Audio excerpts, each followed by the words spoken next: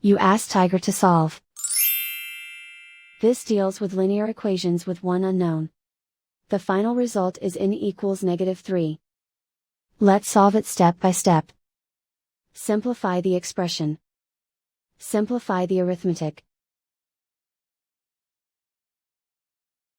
Group all in terms on the left side of the equation.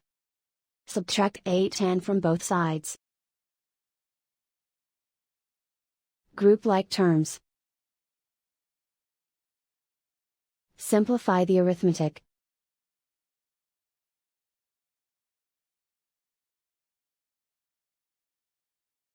Group all constants on the right side of the equation. Add 15 to both sides. Simplify the arithmetic.